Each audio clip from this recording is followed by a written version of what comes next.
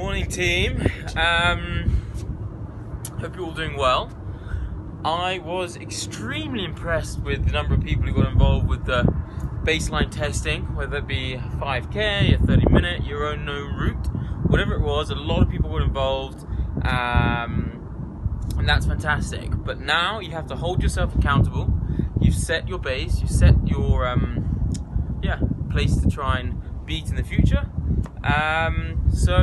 Now it's time to get back onto more training in a few weeks' time, in a month or so, when we come back to look at what we've improved. We can repeat that base test, and hopefully everyone's times will get better or scores will go up. But I thought I'd quickly mention why we're doing sort of all of the trainings we've been doing is more interval focused, and I think it's important that I explain why we're doing this. We're not just going out and say, right, I want you to do 4 miles, 3 miles, 10 miles, different speeds, whatever it is. And I want you to think of it like this. When you do a squat, some people can whack on a load of weight onto the bar, do a really heavy squat. But when you see them do their squat, their back's caving, like arched, and their knees are coming in, and, the form is awful. They've lifted a huge amount of weight, and it's, they're happy, they're like, woo, I got a PB or whatever, but the form is awful, and I kind of want to relate that to running. Some people might be able to go out and run 10 miles really fast, 8 miles really fast, whatever it is, but I guarantee when you do a longer run, by the end of it, you're not engaging your glutes as much, your form's dying, and the quality, just like in a squat, the quality deteriorates. So when we do these interval sessions and we have a break between the run and we keep it each set shorter, you can still do a lot of running. I mean, by all means, go ahead and do 5-minute intervals 30 times. You're still getting a lot of running in there, but when you break it up and you're just ensuring the quality of the run is higher. So when we do that, we both reduce the risk of getting injured, and we also improve faster. So that's kind of why we stick with the intervals, and hopefully, that kind of explains that a little bit. But anyway, today I would like you all to think about, I'm not going to give you a technique per se. We've had a few over the last weeks, and I want everyone to keep practicing those. We had the cadence, we had the breathing, we had your arms, and we had sight. And now I want people to think part of your posture, but engaging your glutes. It's a thing that I think people often forget, especially for like CrossFit based athletes who don't necessarily have a running background and like just shifting heavy timber.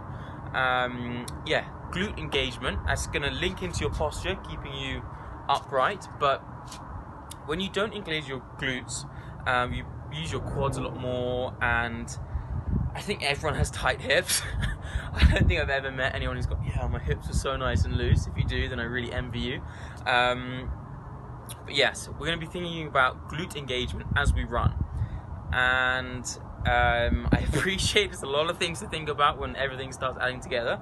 But all I want you to do is do 2 exercises, 3 rounds of those 2 exercises before you go on your run. And you don't have to think about it too much when you're running, but it's just about activating your glutes. So the first one is 10 glute bridges. The second one is 10 Supermans. I'll put a link for the video that goes on the Facebook page and in the YouTube description, so you can go and see what a glute bridge and a Superman is.